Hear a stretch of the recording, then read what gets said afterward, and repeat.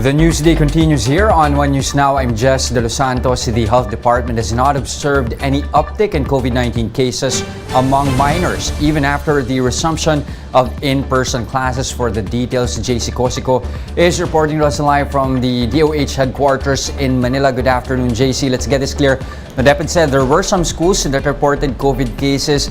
Are we saying then that these are isolated cases, or are they at least seeing a surge?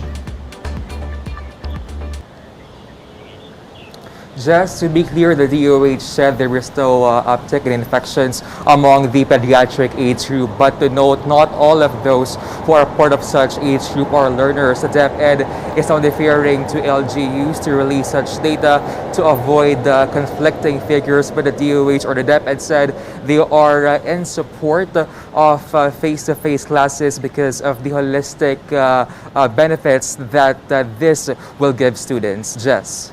Okay, JC, but it's still a point of concern that routine immunization rates remain low. How does the DOH plan to ramp up vaccination efforts? Just the DOH plan to hold the supplemental immunization activities by March 2023. That's amid low vaccination rates among children and the impending measles outbreak by 2023. Now, the DOH said they will go to communities to have children aged less than 5 to get measles shots. And for now, the DOH is doing catch-up immunization for kids. Jess. JC, there's also been a reported increase in the number of cholera and rabies cases in the country. Tell us more about this.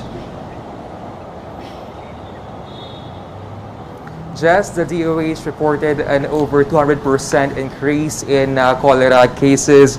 Infections are now at most infections rather are from 5 to 9 years old, and the reason is unsafe drinking water. 33 have also died. Rabies, meantime, also increased by 30%. Cases are now at 275. All cases have died.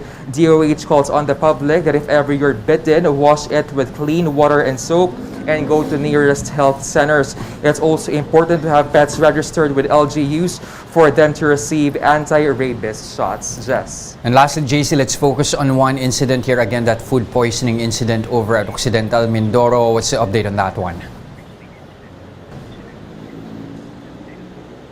Just the education department said 88 students and 6 teachers from Mindoro were found to have food poisoned after eating turon and lumpia. Many have been discharged. Authorities have also gotten food samples. Agency will also launch its own investigation as outside vendors are not allowed to enter school premises to sell food.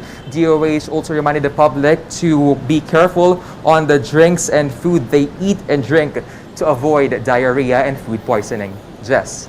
All right, thank you very much for those updates. JC Cosico reporting live from the city of Manila. Now, more stories after this short break. Stay with us here on One News.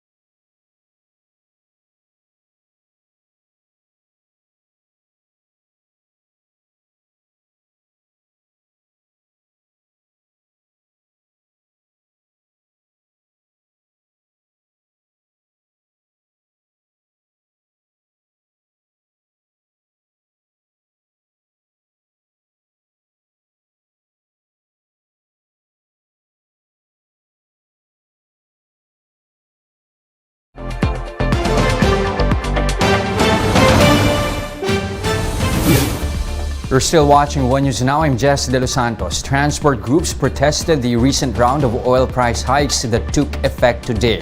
Justine Punsalang with a report.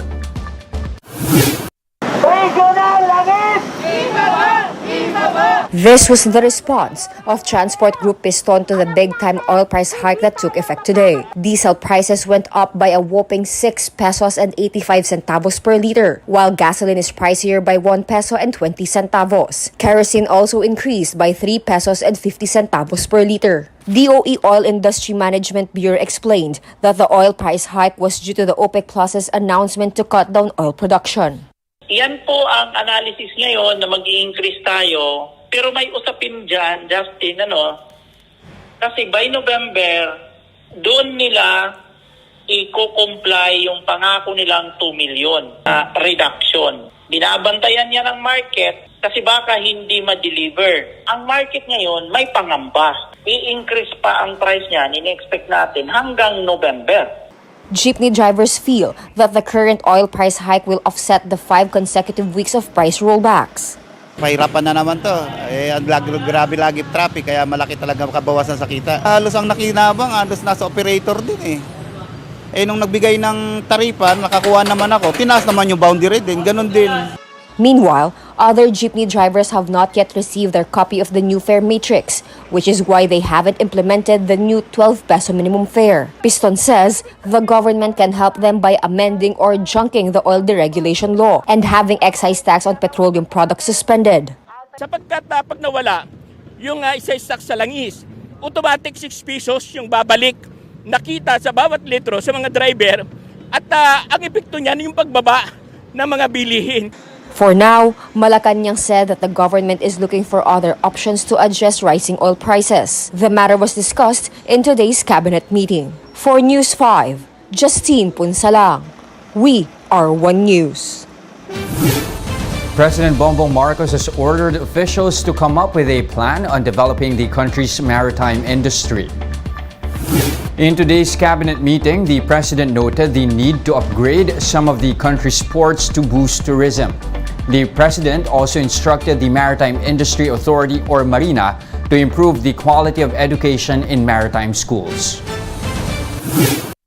Sinabi ng Pangulo na dapat i-upgrade ang competencies ng mga eskwelahan at ayusin ang training programs to give the students advantage and put them to international standards para mapatuloy ang estado ng bansa na #1 supplier ng seafarers sa buong mundo.